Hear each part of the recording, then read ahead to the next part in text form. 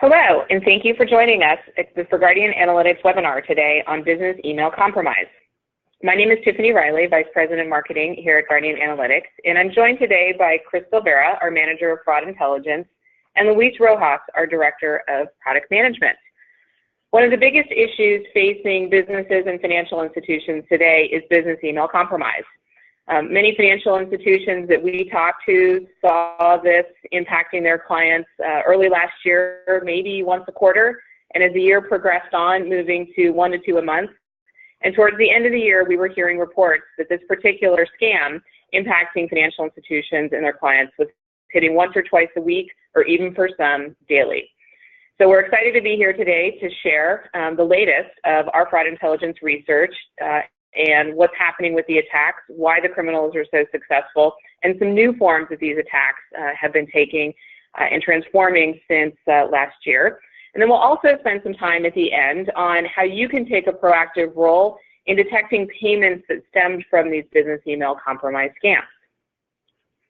A couple of housekeeping notes before we get started. After the webinar, we will provide all attendees and registrants with a copy of the slides. We're recording today's webinar so that you can share this with any colleagues or go back at a later time to listen to it again. And we will be taking questions and answering questions at the end, but please feel free at any time during today's webinar to use the Q&A feature in your GoToMeeting panel to ask us questions, and we will try to get to as many as we can by the end of today's time together. So thanks again for joining us. This webinar is part of a larger education campaign that our company is running. We feel that this is such a big issue that it needs more and more attention, not only to help educate financial institutions, but also to increase the level of awareness to businesses that this scam is happening. So we started embarking last year in Q4 on a national campaign to drive this kind of awareness, and just recently announced our best practices kit, which is a mix of materials, some for businesses, some for you to help you better understand what's happening with these attacks, as well as some unbranded materials that you can use to save some time in your education efforts with your clients. So we will continue on this educational campaign. We hear all the time from financial institutions as they're talking to clients that it's still really difficult for businesses to believe that they've been targeted with the scam. So our point of view is that together we can help educate to reduce the number of successful attacks, and that also from a technology perspective, there are things that we can do to detect the resulting payments before they go out the door. As I mentioned at the outset, this is obviously a growing issue within the industry. There's been regular news about this, and the FBI is continually updating their numbers. And with that, I'd like to turn it over to Crystal Vera, who will share more about that and some of the details of our fraud intelligence behind the attack. Great, thank you, Tiffany. Good morning and good afternoon, everyone. So let's spend a few minutes looking at some of the latest impact that business email compromise has had from the FBI's perspective. So up to this point, the FBI has reported that now looking at it, over 12,000 businesses have been victimized at some level through the business email compromise scam, resulting in $1.2 billion in losses so far. In fact, recently CNBC reported that the FBI stated that there's actually been another $800 million in losses reported since August. So this is a number that continues to grow, which just really shows, how successful these attacks have been. But what's really interesting is that just in between January and August of last year, the FBI reported that there was an increase of 270% in reports of business email compromise scams. And as Tiffany just stated as well, from what we've been seeing and hearing, financial institutions are really experiencing this with an increased frequency. Their clients being victimized. It used to be, maybe once a month, but then increasing weekly. And, we've heard that, some of our customers are actually seeing clients hit on a daily basis. So this really gives you a sense of how pervasive this scam has become and how successful the criminals have been at attempting to pull this off. So when we talk about business email compromise, essentially we see them in 3 different variations. So in the first, which is the business email spoof, essentially this is a criminal which is spoofing the email domain of a target, not compromising an email directly, but generally, doing something with the domain name that makes it very similar to the actual target domain name, and using that to impersonate the CEO, CFO, someone senior management. The second variation, which we call the business email hack, this actually involves a compromise of an email account at the target company. So the criminal has direct access to the email account of, say, the CEO or the CFO. And then in the third, this attack also involves a compromised email account as well at a target company. And this results in what we call, or what other people have called the fake vendor invoice. Basically, in this attack, the criminal is not pretending to be a senior management, but really getting in the line of communications with vendors and the target, and essentially spoofing the target company into believing that they are an actual vendor that they deal with. Now, overall, the first attack really focuses more on the CEO or the CFO, and in these attacks, the criminals don't have direct access to a compromised email account. However, with the other two, essentially because the criminals do have access to an email account, they use that to decide what kind of attack to make. So if they have control of, CEO, CFO's email account, they will generally do the second variation of the attack, the business email hack. However, if they have control of an email account of someone within the finance department or, procurement, accounts payable, that gives them the ability to launch the business email compromise scam targeted as pretending to be a vendor. So let's step in for a few minutes and take a look at each of these in a bit of detail here. So basically, in the first attack, again, known as CEO fraud or executive impersonation, as I stated before, the criminals don't have direct access to an email account. But what they do here is essentially they use public information to gather what they need in order to launch their attack.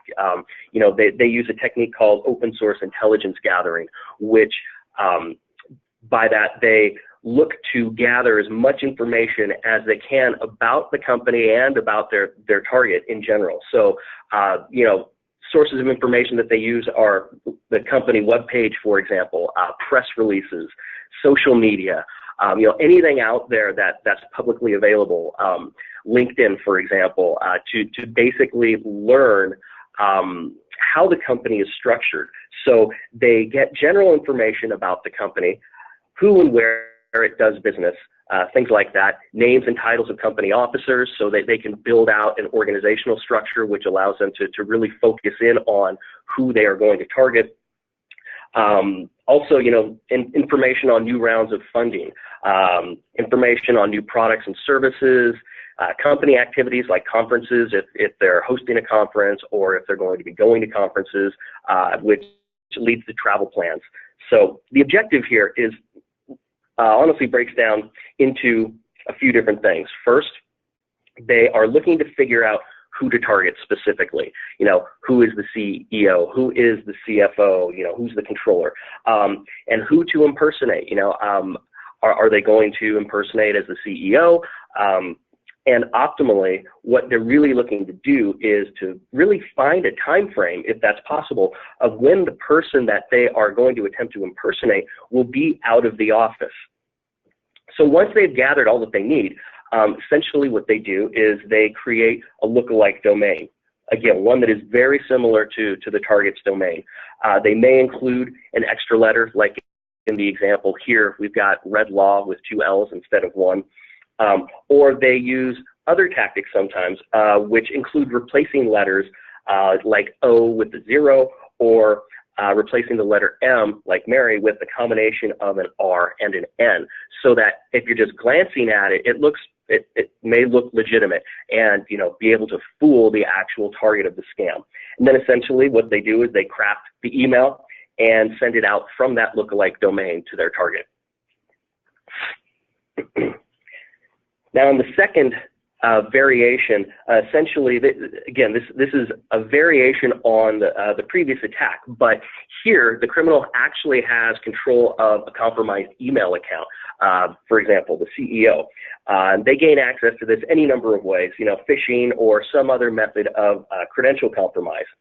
And generally, if they have the ability, they definitely prefer to access the compromised accounts through a webmail interface. You know, with mobility of employees being, you know, so important to companies these days, many companies have some kind of web front end for their email. And this essentially gives criminals a very easy way to access a compromised email account without having to compromise a company computer or, you know, the device of the target.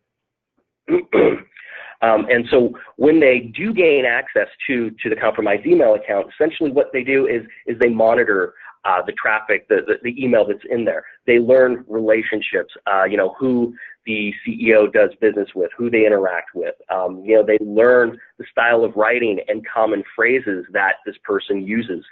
You know, very, very focused in finding things out that they can use to help their impersonation attempts even more. They learn the business activities that are going on with this person. You know, different kinds of transactions that, say, the CEO does, and previous amounts as well, you know, looking to really gain information on this person, how they interact, how they work, and who they work with. And again, because they do have, in this case, access to the email account, they will also triage very carefully that person's calendar, you know, again, to learn travel plans, to figure out when a good time frame to launch the attack is. And one other interesting thing that they also do here is they use different things to actually control the email flow within that account in order to avoid detection. So, you know, they hide email using rules like being able to move emails into a specific folder, or, you know, to automatically delete emails, or to auto forward out to an external account, so that they can control the flow of information to stage their attack while keeping the victim actually unaware of what's going on for as long as possible. Now, you know, one thing that is very interesting here is that up to very recently, you know, we had definitely seen that the majority of all of the fraudulent transactions coming from BEC were very heavily focused on wire, you know, wire transactions. You know, basically the CEO requesting payment in wire, things of that nature. Now, one thing that, you know, we have seen and has been reported out there is that, you know, this attack has become so successful that, you know, the criminals are doing what, you know, we've seen them do many times in the past, you know, starting to extend that net out into a broader perspective. And so now, you know, what's going on is they're not only requesting fraudulent transactions, but in many cases, they're actually requesting employee information or W-2 information, you know, directly from either finance or HR staff, which, you know, with tax season being upon us, is a very big use for this data and being able to file fraudulent tax returns. But also, it's a great source of information for identity theft, which can lead to, you know, many different things, including new account fraud.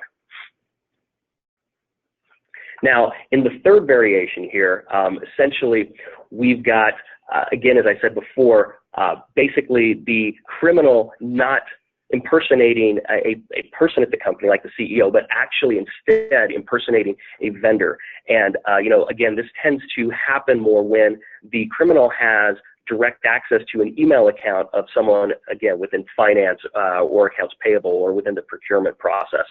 And they go through the same type of triaging as they would do if they had access to the CEO's account. So, they go through very carefully, but the information that they're looking for here is really more focused on vendors. They're looking to see what vendors this company interacts with, and learn about the transactions and, the frequency of business that they do and things of that nature. And essentially what they're looking to do is once they've got enough information gathered, what they want to do is essentially jump in at some point into email conversation between the vendor and the target and inject themselves in and essentially pretend to be that specific vendor. And basically, they do the same thing with hiding email as well in this case as well. So again, really utilizing inbox rules to keep them in control of the conversation, figuring out where to jump in while keeping the person and the vendors that they're actually impersonating unaware of what's going on, really trying to avoid detection. And then once they do have, what they feel like is enough information, very similar to the previous attack, they create a lookalike domain. This is actually focused on the specific vendor they're impersonating, not the actual target company. So again, as you see here, at vendor with, 2 R's at the end, for example. And then ultimately what they do is they send out an email from within that domain with essentially is a spoofed invoice, which, they've probably gotten from, the triage process within the email account. And basically the one thing that's different here is, of course, the payment information is going to be different. It's actually going to be, an account number or payment instruction to an account that the criminal controls. Now, what's also interesting here is that criminals, from what we've seen, use many different styles to pull these off. Some are very simple schemes where essentially, this is like a smash and grab, for example, where the email request essentially is very short and to the point and really relies on a sense of urgency to get this transaction done, for the person, being unavailable, hey, I'm out traveling, this needs immediate attention, please, I need your help doing it. We need to pay this particular person, or, we need to make this investment, and I need you to pull this off. And again, the unavailability piece really goes down to going back to criminals doing their homework and learning about travel plans so that they can launch this kind of attack when they know that the CEO is going to be traveling, because that really helps to push the urgency and, again, make that person harder to potentially get into contact with. But at the same time, we've also seen more complicated scenarios around this where these may go on over a few different email correspondences. And essentially the story here is that, these schemes are really looking to rely on secrecy and, and sense of importance. Again, these are more drawn out scenarios. For example, like the acquisition of another company. So in this case, the criminal might say something like, hey, we're not ready to make this public yet. I need you to keep this to yourself. I know I can rely on you to do this. We need to get this done, but we're not ready to let everyone else know about it. So I'm going to put you into contact with someone that is, going to ask you to make a few payments so that we can get this business done. And by the way, I'm involving you because I know I can trust you. So, please, let's get this done, and we've got to keep it secret. So, again, they can be very simple requests, really like, one email attempt to get the money out, or it can be drawn out over a longer period of time, really building up the story into something that the victim will, basically believe and get fooled by and eventually send that money out. Now, what's interesting here is that, very similar to the change that I mentioned earlier about predominantly being based on the wire payment system, we're seeing now that this is actually starting to move into the territory of ACH, specifically within vendor payments. So, it's definitely not a huge piece yet, but it is something that we are seeing, slowly move into. And, one thing to state here is that, the criminals in this kind of scenario probably do not have, direct access to be able to say, hey, I need you to pay me via ACH. But basically, the change here is essentially just to basically start monitoring ACH traffic more closely, because we are seeing some of these payments actually start to fall into that, which really brings up an interesting point when we start talking about same-day ACH. Because if you think about it, the way same-day ACH is going to be implemented it really has aspects of it that will make it a good target for criminals to basically start requesting. Again, because they're looking to prey on this sense of urgency and immediacy within the scenarios that they're using. And also, using ACH as the payment method may also make it harder to detect, just because of the large volume of ACH compared to wires, for example. And just because of its similarities to wire, at some point, it may actually be likely to replace some of that wire volume that businesses use. In the example of the CEO fraud, for example, it may very well be that we may see criminals actually start to say, hey, I need you to make this payment for me. Please do it, via same-day ACH, whereas right now we're seeing them specifically request wire. This is definitely something that could happen once same-day ACH gets here. So, as far as the victims, honestly, there isn't any particular type that tends to take precedence over others, but here are some trends that we have seen. I mean, first of all, there are a wide variety of businesses that have fallen victim to this. Things like title companies, consulting firms, transportation, IT providers, things of that nature. Basically companies that tend to have higher transactional volumes.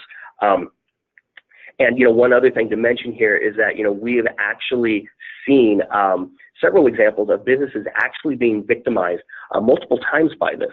So as an example, there may be multiple payments as part of one scheme.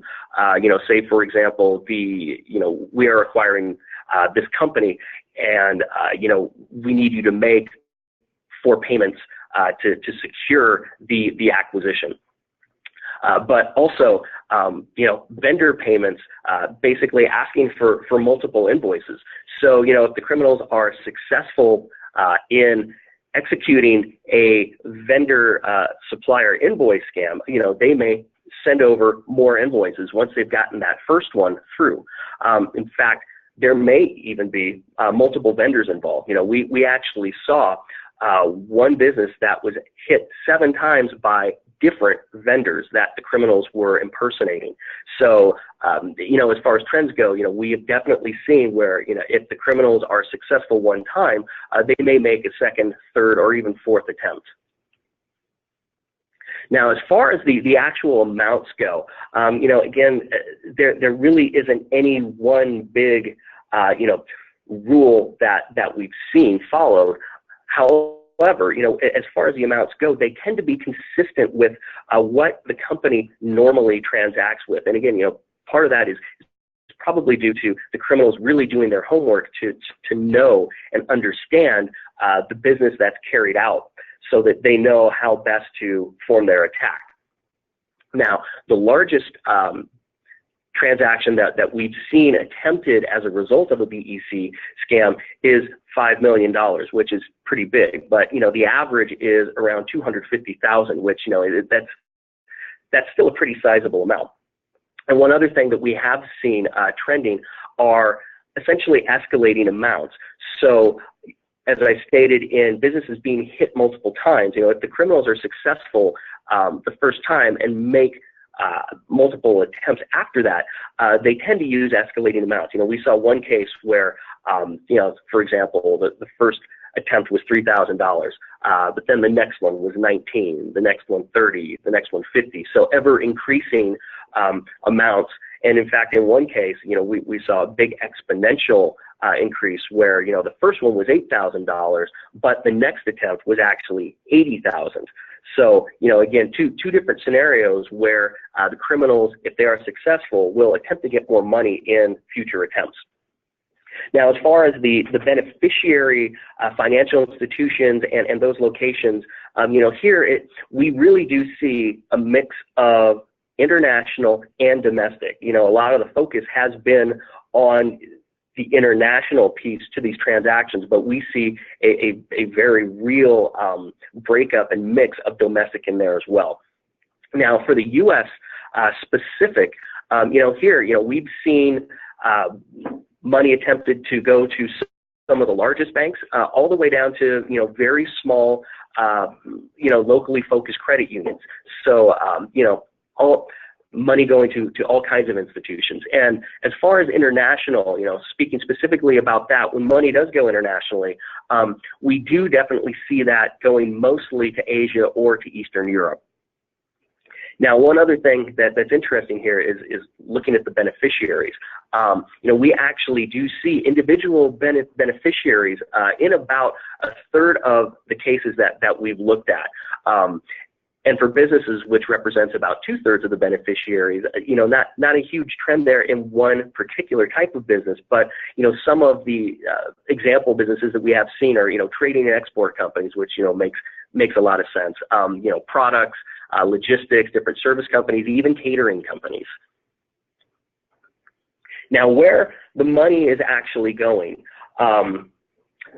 again, it's pretty much very close to a 50-50 split between domestic and international. We see domestic actually a little bit above the halfway mark, at almost 52% of the time. But when money does go internationally, again, the big target here is, a lot of it attempting to go to China, but there are other areas that the money has attempted to go as well, like Australia or, Hungary, Malaysia. So with this distribution really being all across the board, this makes it very difficult to detect it just based on monitoring for a particular area. And you can see that also even within the domestic piece to this, that when the wire destinations that we've seen, are headed to, domestic destinations, again, they are pretty much all across the board. There is a lot of activity in Florida and New York, but, that's definitely not the only two places where we see money attempting to go when it is domestic. Multiple different locations, again, which makes this a real challenge to try and detect if you're solely looking for, basing risk on where a transaction is headed. So with that, I am going to hand it over to Luis now, who is going to take us through the impact that BEC fraud has actually had on financial institutions and, ways that you can actually detect when this happens. Luis? Thank you very much, Chris. When we start to look at the various components that impact financial institutions, we see a number of factors in costs. First of all, there's the cost of education, trying to raise awareness among your client base as to what is going on, how to be vigilant, how to detect when this is happening, because as Tiffany and Chris stated, some of these businesses can't believe that is actually happening to them. They believe they have a legitimate instructions from their C-level executives, and they're loath to go against those instructions. And there's also, as Chris pointed out, the motivators of urgency and secrecy. So it makes it a challenge sometimes to even convince them that they're being victimized. Now, in an attempt to try to keep closer controls on some of these, there's a tendency sometimes to crank up the controls too much so that it results in a number of different false positives. So you get a higher volume of alerts, which then has additional demands on your staff in order to get through them, particularly in a timely basis, because wire, again, the expectation is that it settles very quickly, and depending on the SLAs that you have with your customer base, there's a strong driver to try to get through the alerts, and sometimes there are tendencies to want to sort of whitelist certain preferred clients and then have more superfluous scrutiny on smaller transaction sets and transaction amounts. However, there's also this need to have verification. So the SLA contract may require you to contact the account. And so the callbacks, they're time consuming. You have to engage in a conversation that's meaningful. You have to kind of question, how did you get this instruction? Are you sure? Did you verify this with your executive? Have you actually spoken to the executive, and so forth? And then that, of course, leads to friction, which we'll talk about in a minute. This increased amount of alerts and attacks is, of course, also increasing the cost of recovery, because if there's a loss, even though the liability for commercial accounts is on the customer, the bank nonetheless is very engaged in trying to recover that money and trying to save the account. So when we look at the other side of the impact, there's a degradation in trust and experience on the part of the customer. The customer is saying, "Why are you calling me on every single wire? What we have, yes, I sent this wire. I know that is a legitimate wire because I sent it," and so forth.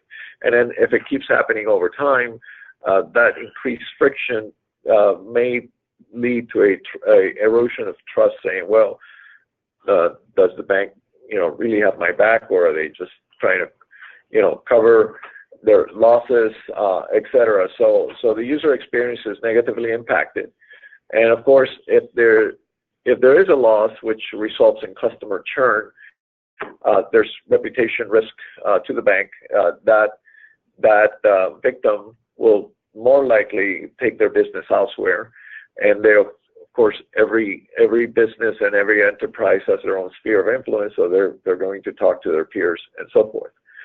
So there really is an imperative to have better fraud detection, more precise alerting to make sure that you can reduce the friction, that you can reduce the losses, and really focus your attention on the areas that merit the attention. Now, as we look at the life cycle of business email compromise fraud, it follows a very similar trajectory to what we've seen in other fraud scenarios. As Chris described, there's a typical point of compromise, whether it's through social engineering or through an actual hacking of the email account. But the criminals then quickly move into a reconnaissance phase, where they're learning everything about their intended target. And then they convince and trick their victims into originating the wire transactions, or in the case of ACH, maybe an ACH transaction, but they get to the money movement stage, and they're very clever about staying within known controls. So they don't go for a smash and grab. They typically want to make sure that amounts are within acceptable limits, that they're trying to stay within the envelope that's going to cause them to run below existing controls and below the radar. In fact, they might break it up into multiple transactions, and sometimes spanning the day boundary. So they'll try to time it so that it's near cutoff on one day, followed by near cutoff on the next day, and so forth. So again, one massive amount slips through the controls. We've seen, based on the nature of the business, of course, that approximately 40% of wires go to new beneficiaries. So there isn't always an established beneficiary pattern to go by. Some businesses are always sending to new beneficiaries. We've seen that that's always the case, or usually the case with title and escrow companies. As Chris mentioned, they tend to be all over the place geographically distributed. So geolocation is not as strong a signal as one might be led to believe. So when we look at a typical fraud detection schemes, there's a couple of dimensions and axes to look at. Is the detection rate, whether you're detecting a large amount of the actual fraud or whether there's low detection, and the alert volumes. So this speaks to the degree of false positives or true positives that you're trying to control for. So there might be a tendency on some parts of some institutions to say, let's not impact the user experience that much. Let's perhaps rely on softer methods. So they may set their controls to trust a little bit too little, in which case there's going to be fraud that gets slips through the cracks in the controls, and too little, resulting in more callbacks and higher friction, or trusting too much, which will open the door for legitimate fraud cases to get through. So the goal is to really make sure that you know when to trust and when not to trust. So having the fidelity necessary to be able to make the appropriate number of callbacks, examine the wire instructions fully, so that when you engage in a conversation with the customers, you're having a very productive discussion about what is going on. You have sufficient detail at your fingertips to make sure that you can convince that account that they need to examine this, they need to confirm it with the executive. So when it comes to the question of knowing when to trust and when to raise risk, there's a number of things that algorithms need to look for. For example, regarding analytics, we look at the relationship from both sides of the transaction, so from the originator perspective as well as beneficiary perspective. Sometimes there might be too much emphasis placed on the originator, but knowing the beneficiary and the beneficiary history is very important. So, for example, if an originator has been sending to the same set of beneficiaries over time, that tends to build trust. However, if there's increased rates of money flowing into a beneficiary account over a short period of time from multiple beneficiaries, that could be indicative of mule activity. So that would lessen trust and raise risk in that sense. Also, it is a known fact that if a mule account is being used by a fraudster, one of the victims is going to complain about it and to raise the alert quicker. So they tend to recycle the mule accounts, and they go stale over a very short period of time. So having the fact that a beneficiary account is receiving funds from multiple originators over a period of time tends to build trust in that.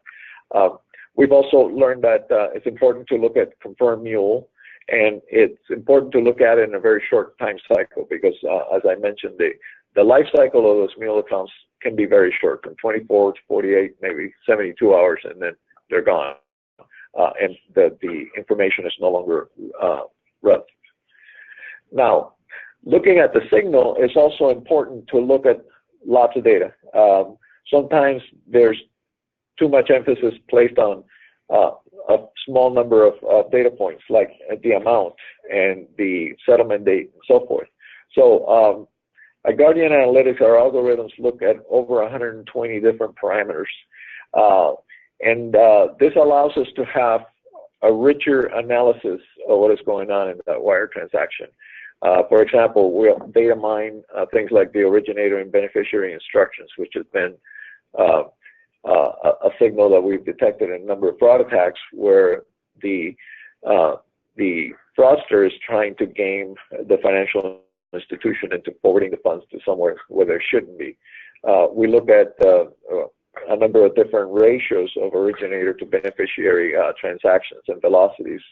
We look at geolocation information and wires being sometimes, many times being free-form data entry. Sometimes the addresses can be fat-fingered or entered in different fields, and so it's important to be able to analyze that very, very closely and being able to arrive at a appropriate level of alerting.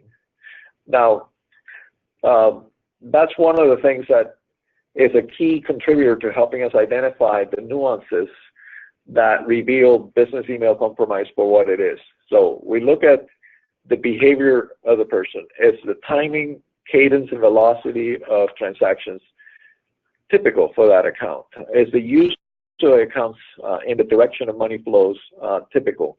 Is it consistent with what we've seen before? Or is this a new type of trend that we're seeing? Is the frequency and the presence of instructions appropriate to the account and typical? These are the kinds of things that would be very hard for a fraudster to completely duplicate. Even if they do their homework, as Chris mentioned, if they do a lot of reconnaissance, they're going to trip across one of these tripwires. We've talked about that the wires, that they tend to have the amounts typically dialed in. However, sometimes when you look at the aggregate amounts over a period of time, a time interval, then we'll see variances that cause the risk to be elevated. Are the beneficiary names, accounts appropriate? Have we seen the same beneficiary names with different routing numbers and account combinations?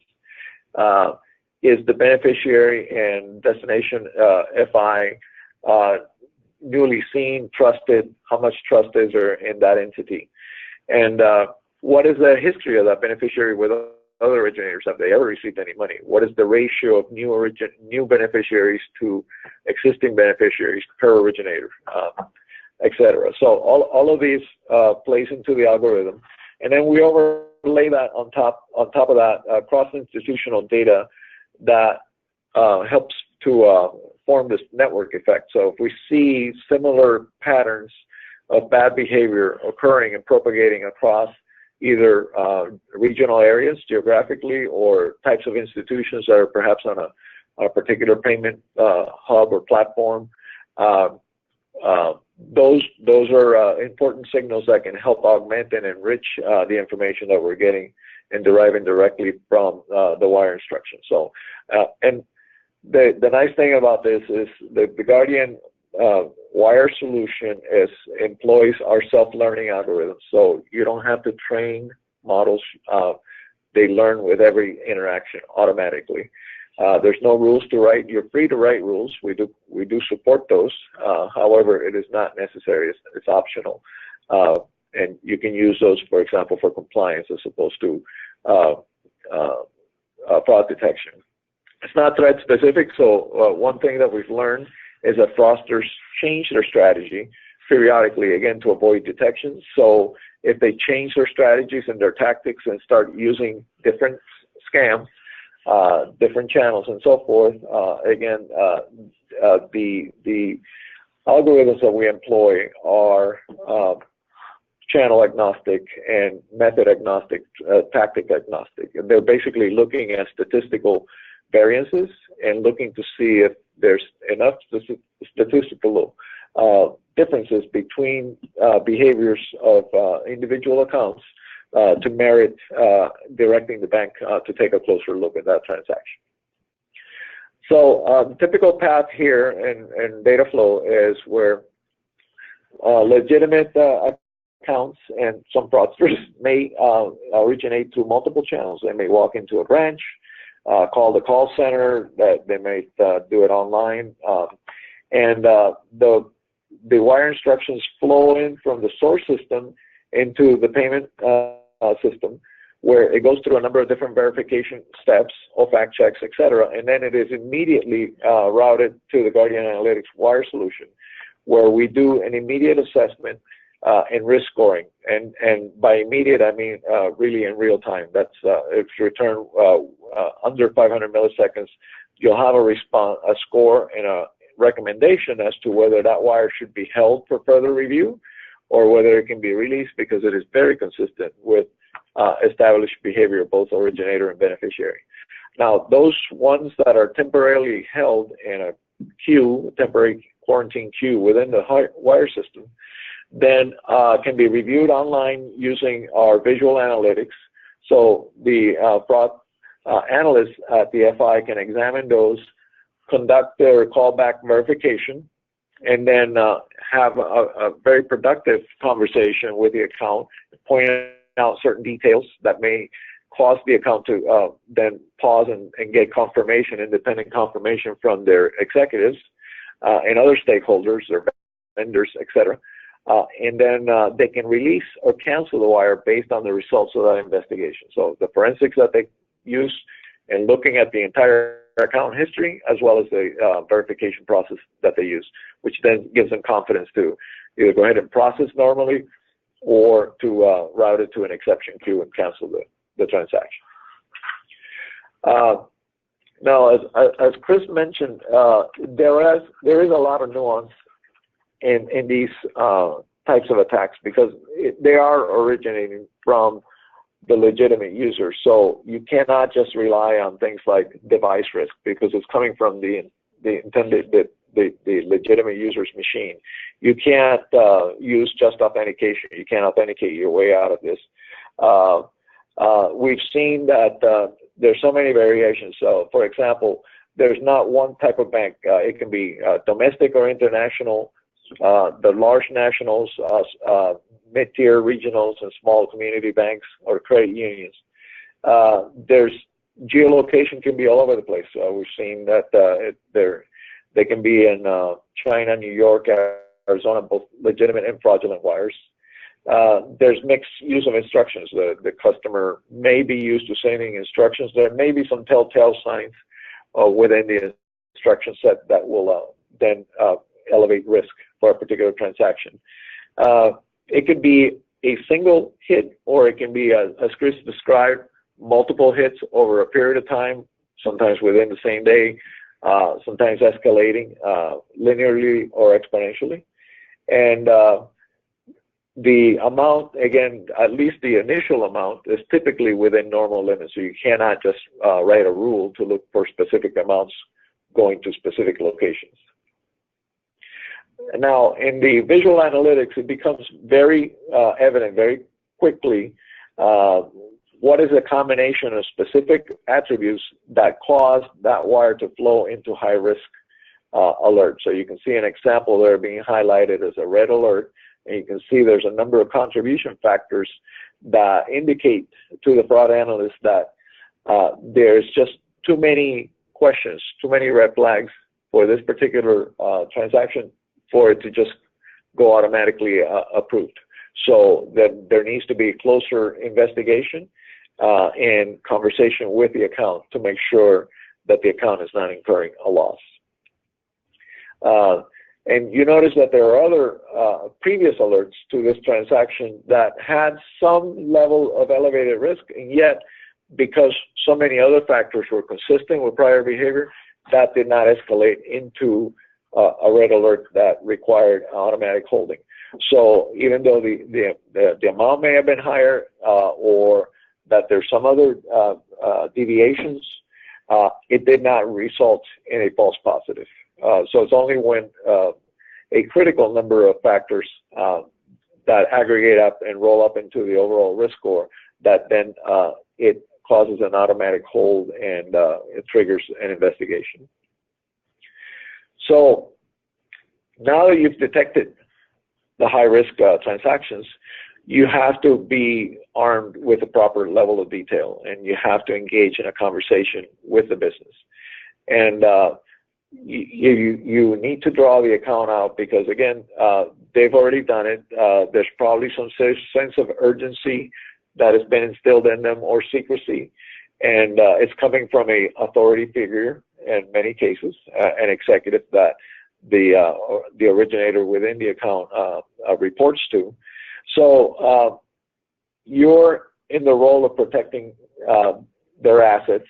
You're protecting them against loss. So you need to be able to, if the account reacts negatively, you focus on the pain and the consequences that would occur if the business were to suffer that loss. So you can help redirect that emotion and use the data at your fingertips. So it's a data-driven conversation that they need to get confirmation, and hopefully this will lead to the account coming to the realization that they have in fact been victimized, and that they need to take further steps to make sure that they get confirmation and prevent the loss. So when we re-examine, again, the impact that we looked at earlier, we see that with the proper fraud detection methods in place, there's a decrease in cost because the volume of alerts that you have to deal with, the callbacks will be much more productive and to the point. You'll have increased detection and fidelity of alerts, so those cost components will decrease, and that will result in increased trust on the part of the customer, particularly when you save them from a loss. That customer will talk to their peers about it. They'll say, yeah, the bank has my back. They saved me from this particular loss, and that's an invaluable type of relationship to build on. So the overall experience of the customer will improve, and you'll have a happy, satisfied customer. I want to share with you some successes that we've experienced, and this is directly confirmed from customer institutions that have come back to us and said, this is what using your solution has done for us. And one particular institution, for example, within a 2-month period, we saved them a total of $19 million in losses, and that was unprecedented. This is a bank that has a fairly high level of volume, so approximately 4,000 wires per day. They're also able to make their reviews much more quickly, to get to a decision quickly, because they're focusing their attention on the wires that are really representing the highest risk within their mix. They're not being buried by an avalanche of transactions to examine every day. Customer experience has improved significantly, and they can attribute that to a reduced number of callbacks, the number of alerts that they look at. They've been able to redeploy some of their fraud analysts. They're looking at other types of fraud. So they're getting a very high level of return on their investment. Another institution that reported back to us, for example, this is a smaller bank. They have approximately 1,500 wires per day. We saved them over $500,000 in 6 months. So again, the efficiency gains were significant. They were previously holding all online wires, and they were having to examine approximately 250 of those held.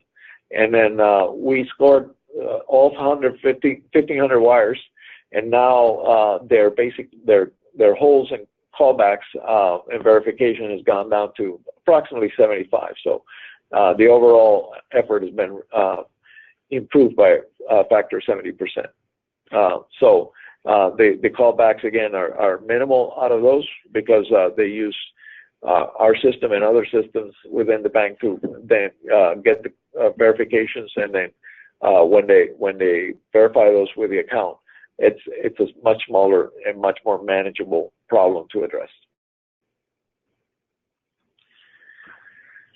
So some of the benefits is that you will have with our Guardian Analytics Wire solution is that you will have very accurate detection, very low levels of alerts, so very precise alerts with low levels of false positives. You'll have more time to spend on the wires that matter, and more time to spend on the phone with the customers if you need to. The customers will have a better experience as a result of it, because there'll be relevant discussions that you're having with them. And then you'll spend less money and time in recovery, and all the time the case management that it takes to claw that money back and spend in trying to engage with the receiving institutions to prevent ultimate payment and get wire reversals in place. And there'll be a reduced risk of legal action and reputation loss. And it all resulting in, of course, deep customer satisfaction and loyalty.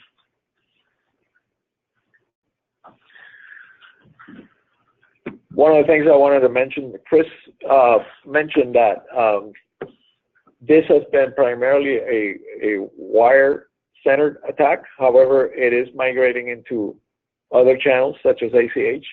We think that with the advent of same-day ACH, our client institutions have reported to us that they fully expect some of that wire volume will migrate to same-day ACH. So ACH is already, we have confirmation that is being used in some of these scams, not as a direct result of instructions from the customer. It's just it is happening. So need to be extra vigilant. We offer a full portfolio that covers digital channels from online, retail, and commercial banking, mobile, retail, and commercial banking, ACH, and wire. And we have an enterprise API that feeds that information into our solutions in real time, and more importantly, feeds information back out of our risk engine back to where it's needed to be for decisioning, such as automatic holding and automatic releasing. Okay, now I'm going to turn it back over to Tiffany, which is to discuss some of the resources that we're providing. Great, thank you very much, Chris and Luis. So if you are interested in any more information on business email compromise, as well as the host of other threat and fraud intelligence related resources and case studies that we have, please feel free to visit our website at www.guardiananalytics.com. Also, if you're interested in discussing what we talked about today or any other fraud problems that you may be facing, please feel free to email us at info@guardiananalytics.com to request a one-on-one briefing. If you're not already, you can also either send email to that same address or go to our website to sign up for our monthly Fraud Factor newsletter and our periodic fraud informers. And then again, here is the link to the website if you're interested in downloading any of the best practices. Again, that has a lot of the materials that were covered today, as well as some unbranded things that you can use to help educate your clients.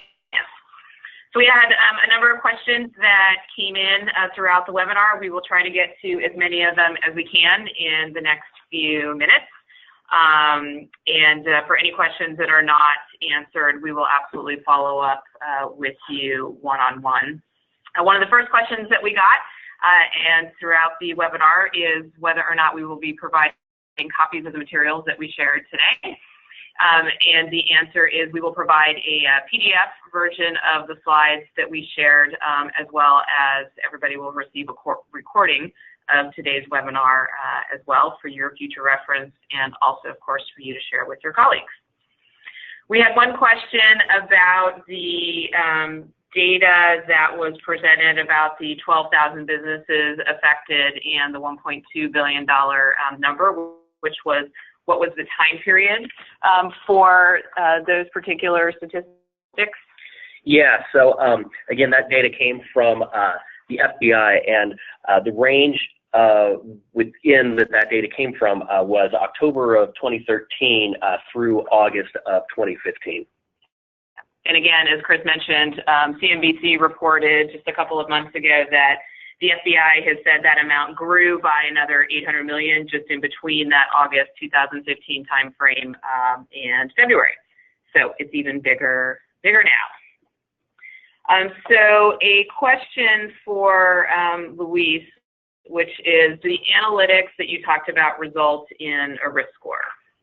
Yes, we categorize every transaction both with a numerical risk score as well as a category which is color-coded red, yellow, green, or deep green, indicating high risk, medium risk, low risk and very low risk. And in addition to that, we also accompany that with a risk action, a recommended directive that says this wire should be held or this wire can be released. That's usually correlated to the level of risk, but not always. Sometimes an institution will, for example, create a rule that says, I don't care if something is risky or not, I want to hold on to these types of wire because I want my fraud analyst to look at it. So even if it's a green alert, it can be put on hold if you choose to do so. Great, you actually addressed another two questions all in that one, which was, do all wires get a risk score? Which the answer to that sounded like it was yes. Also, can the bank have input into which wires get held and which ones get released? So. Yes, and there's a breadth of attributes that the bank can use in order to compose rules. The rules are very easy. We call them policies. As point-and-click interface, you can simply fill in different fields or use drop-down boxes. And then you can also create different watch lists for different types of accounts if you want to treat them differently. So sometimes banks wish to treat, for instance, certain preferential accounts one way and smaller accounts a different way, or it could be a negative list. It could be these are my terminated accounts or these are dormant accounts, etc. I want to make sure that I have special treatment for those. Great. And how much wire history is needed, or how much time frame from a learning standpoint is needed for the analytics to work? So typically, before we onboard a brand new customer, we recommend importing 2 years worth of wire history. That's never been an issue. Most of the time, the bank already has 2 years worth of data from their archive. Sometimes, most of the time, banks are have regulatory requirements to maintain an archive of information. So we use that information to baseline our model, and then when you go live, basically you'll have on tap the prior 2 years. But again, I want to stress that the algorithms, one of the key strengths of the algorithm is a self-learning, machine learning mode. So from the point that you go live, the risk engine is learning from every new wire or every new ACH automatically without you having to do anything to train it. So it's basing its decisions on those prior 2 years, but it's learning with every new transaction. And one other key point that I wanted to make here is that it is not just an aggregate population level model.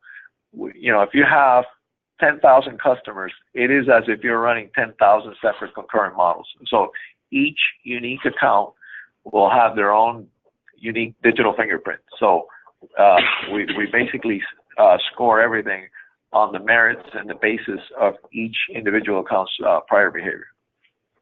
Great.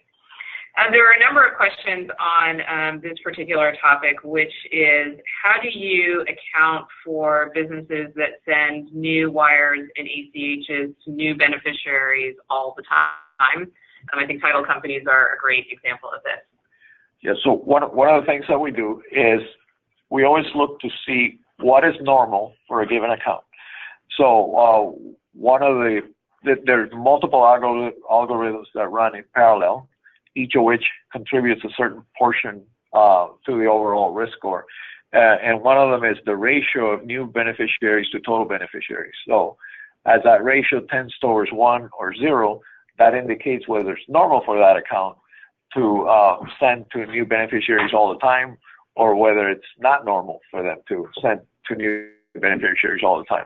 So that tends to mitigate the possibility that there would be false positives generated for an account such as a title and escrow company, which is always typically sending to a brand new never seen before beneficiary. Okay, great. Let me just scroll through. We're a little bit over time.